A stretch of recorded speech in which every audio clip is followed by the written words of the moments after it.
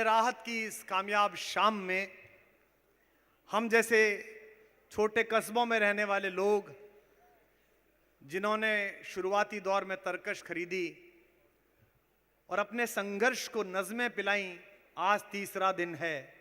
जैसी बम्बई की film industry में कामयाबी थोड़ी सी जद्दोजहद के बाद मिल जाती है, थोड़े संघर्ष के बाद मिल जाती है, लेकिन अब जो दो लोग बचे हैं ये बड़ी हनक वाले लोग हैं, ये बड़े खुदरंग लोग हैं।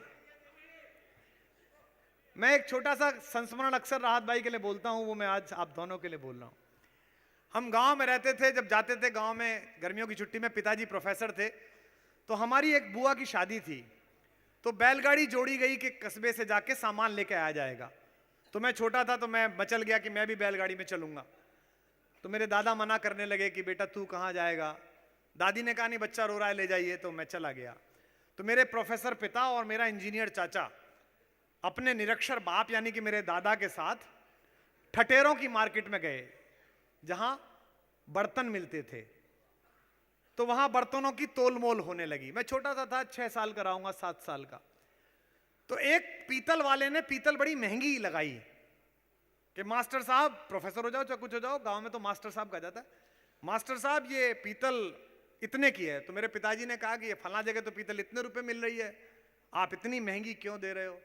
तो उसने एक शब्द बोला, ठटेरे ने कहा कि मास्टर साहब पूरी मंडी घूम आइए, ऐसी खुदरंग पीतल ना मिलेगी। तो मैंने अपने पिताजी से बाद में कभी पूछा कि खुदरंग शब्द क्या होता है। तो हमारे यहाँ एक अलंकार होता है, अनन्वय अलंकार। राम का वर्णन करना है, सीता का वर्णन करना है, तो किसकी उपमा दें। तो कवि ने कहा राम से राम, सिया सी सिया। राम राम जैसे हैं और सीता सीता जैसी हैं। तो कोई मुझसे पूछे कि जावेद अख्तर कैसे हैं, कैसे लिखते हैं, क्या साहिर जैसा लिखते हैं, क्या कैफी जैसा लिखते हैं, क्या मजरूह जैसा लिखते हैं, तो मैं कहूंगा कि जावेद अख्तर जैसा लिखते हैं। फिल्मी इंडस्ट्री के घटाटोप अंधकार में अगर भाषाई कौशल, उर्दू और हिंदी के समवेत स्वर और हमारी इस गंगा जमनी संस्कृति के प्रतीक चिन्ह किसी एक व्यक्ति में दिखाई देते हैं, तो उसे पूरी दुनिया जावेद अख्तर के नाम से पहचानती है। मैं चाहता हूं कि इंदौर के आंगन में, जश्न राहत में, जब तक एक एक व्यक्ति दोनों हाथ आकाश में उठाकर अपनी घनघोर तालियों के साथ जावेद साहब का स्वागत ना करे, तब तक वो यहां ना पधारे।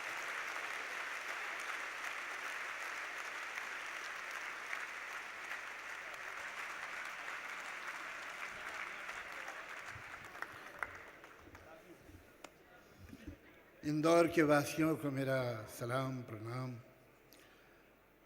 और बहुत मुबारकबाद, बधाई आपको। मैं ऐसा समझता हूँ कि एक समाज अपने आप को उतना ही सभ्य, उतना ही मुहज़्ज़ब, उतना ही सिविलाइज कह सकता है और समझ सकता है जितना वो अपने फनकार, अपने कलाकार की इज्जत करता हो।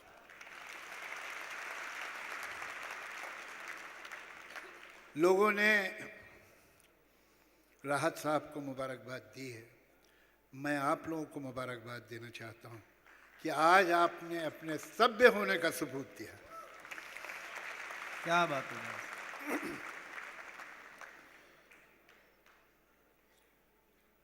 रात बहुत हो गई है और अभी हमें बहुत सुनना है। राहत साहब से जिनकी ये शाम है, जिनकी रात है, लेकिन रस्म है इसलिए थोड़ा बहुत कुछ सुना देता हूँ। एक गज़ल के कुछ शेर और एक नज़्म। स्वागत। जो बात कहते डरते हैं सब, तू वो बात लिख। जो बात कहते डरते हैं सब, तू वो बात लिख। इतनी अंधेरी थी न कभी पहले रात, लिख।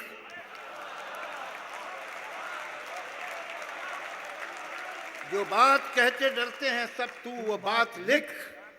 इतनी अंधेरी थी न कभी पहले रात, लिख। जिनसे कसीदे लिखे थे वो फेंक दे कलम, जिनसे कसीदे लिखे थे वो फेंक दे कलम, फिर खूने दिल से सच्चे कलम की सिफात लिख।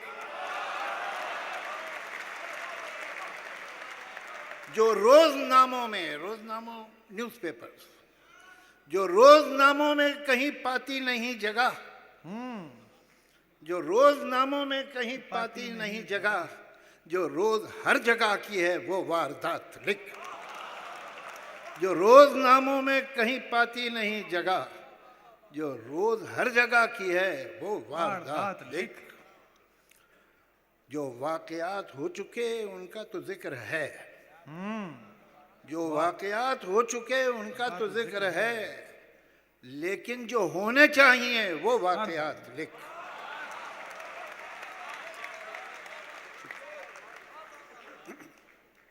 चलिए अब आप एक दो शेर और याद आ गए किसी दूसरी गज़ल के, इसलिए कि इस गज़ल के आगे भूल गया हूँ। तो बड़ी रौनक थी इस घर में, ये घर ऐसा नहीं था। क्या मिसरा है।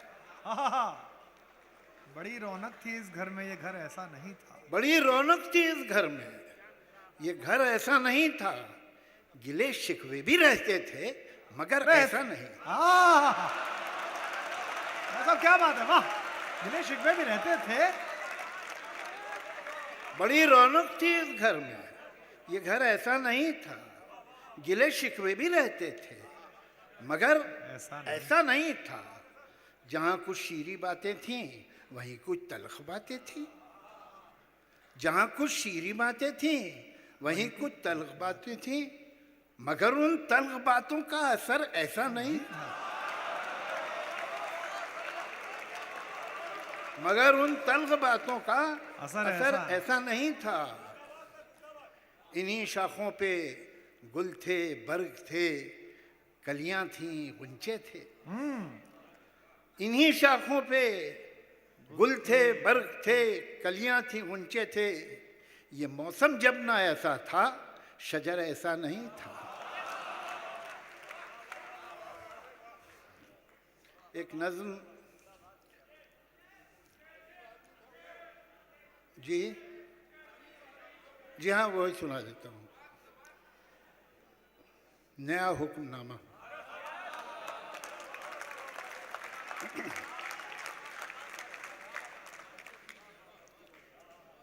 किसी का हुक्म है सारी हवाएं हमेशा चलने से पहले बताएं कि उनकी समझ क्या है। किसी का हुक्म है सारी हवाएं हमेशा चलने से पहले बताएं कि उनकी समझ क्या है। हवाओं को बताना ये भी होगा, चलेंगी जब तो क्या रफ्तार होगी, कि आंधी की इजाजत अब नहीं। हमारी रेत की सब ये फसीलें, ये कागज के महल जो बन रहे हैं, हिफाजत इनकी करना है जरूरी, और आंधी है पुरानी इनकी दुश्मन, ये सभी जानते हैं। किसी का हुक्म है दरिया की लहरें जरा ये सरकशी कम कर लें, अपनी हद में ठहरें। किसी का हुक्म है दरिया की लहरें जरा ये सरकशी कम कर ले, अपनी हद में ठहरें। उभरना और बिखरना और बिखर कर फिर उभरना, गलत है उनका ये हंगामा करना। ये सब है सिर्फ वहशत की अलामत, बगावत की अलामत। बगावत तो नहीं बर्दाश्त होगी, ये वहशत तो नहीं बर्दाश्त होगी। अगर लहरों को है दरिया में रहना, तो उनको होगा अब चुपचाप बहना।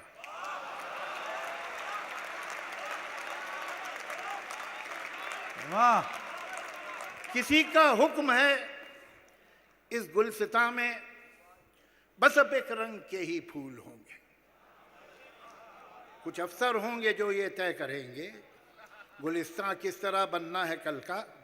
यकीनन फूल यकरंगी तो होंगे, मगर ये रंग होगा कितना गहरा कितना हल्का, ये अफसर तय करेंगे। किसी को ये कोई कैसे बताए, गुलिस्तां में कहीं भी फूल यकरंगी नहीं होते, कभी हो ही नहीं सकते, कि हर एक रंग में छुपकर बहुत से रंग रहते। क्या बात है जावेद साहब। जिन्होंने बाग यकरंगी बनाना चाहे थे, उनको जरा देखो। वाह। कि जब एक रंग में 100 रंग जाहिर हो गए हैं तो वो अब कितने परेशान हैं, वो कितने तंग रहते हैं। क्या इशारा है, वाह जावेद साहब, वाह। किसी को ये कोई कैसे बताए, हाँ गुलिस्तां में कहीं भी फूल यकरंगी नहीं होते, कभी हो ही नहीं सकते। कि हर एक रंग में छुपकर बहुत से रंग रहते हैं। जिन्होंने बाग यकरंगी बनाना चाहे थे उनको जरा देखो कि जब एक रंग में 100 रंग जाहिर हो गए हैं तो वो अब कितने परेशान हैं, वो कितने तंग रहते हैं। किसी को ये कोई कैसे बताए। हवाएं और लहरें कब किसी का हुक्म सुनती हैं। हवाएं हाकिमों की मुट्ठियों में, हथकड़ी में, कैद खानों में नहीं रुकती। ये लहरें रोकी जाती हैं तो दरिया कितना भी हो पुरसुकून बेताब होता है, और इस बेताबी का अगला कदम सैलाब होता है। जावेद साहब, अरे सर,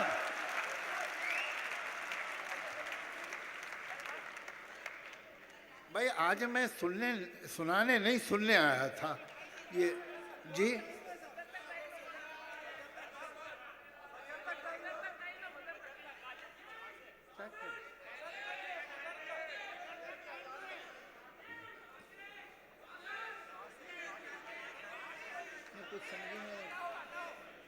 आप सुनाए, अपने मन से सुनाए जावेद साहब। तो चलिए फिर एक नज्म और सुन लीजिए जी। नज्म का उन्वान है, ये मैं पहली बार सुना रहा हूँ एक मजमे में, पता नहीं एक आध मिसरा कहीं भूल जाऊं तो माफ़ कर दीजिएगा। अंधेरे का समंदर, जहां तक भी नजर जाए अंधेरे का समंदर है। उफक तक और उफक के पार भी शायद यही एक मंजर है। अंधेरे का समंदर ही समंदर है।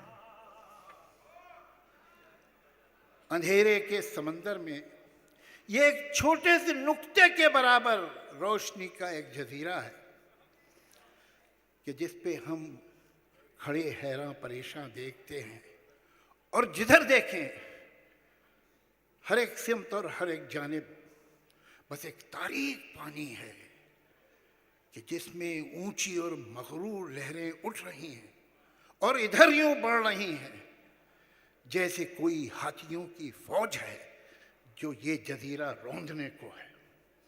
वाह। हर एक लहर आके साहिल पर जब अपना तन पटकती है तो साहिल का कोई कमजोर हिस्सा टूट के साहिल से कटता है, जजीरा पीछे हटता है, सिमटता है। जमीन कम हो रही है, जमीन नम हो रही है, जमीन पैरों तले धंसने लगी है। अंधेरे की समंदर की हवा हम लोगों पे हंसने लगी है। तो क्या खामोश यूं ही डूब जाने का इरादा है? क्या बात है, वाह वाह जावेद साहब, वाह वाह वाह वाह। तो क्या खामोश यूं ही डूब जाने का इरादा है? मगर कैसे भुलाओगे कि सूरज के उजालों से तुम्हारा कोई वादा है? तो फिर अब देखते क्या हो? चलो अब कश्तियों की रस्सियां खोलो, समंदर में उतरते। कहीं तो रोशनी की भी जमीनें होंगी, उनको ढूंढने अगर हो सके तो ये अंधेरे का समंदर पार करते हैं, और इस कोशिश में जीते हैं तो जीते हैं, जो मरते हैं तो मरते हैं। क्या बात है जावेद साहब, वाह। चलिए एक आखिरी, बस आखिरी सुन लीजिए। नज़मी है यहाँ, स्वागत है सर। ऐसे बड़े अजहर साहब हैं और राहत साहब हैं, इनके सामने गज़ल सुनाने के लिए बड़ी हिम्मत करनी पड़ती है, तो नज़मी ठीक है। ये खेल क्या है? बहुत अच्छा है, अद्भुत है। ये खेल क्या है? इसमें मेटाफर तो शतरंज है, लेकिन जाहिर है कि बात कुछ और।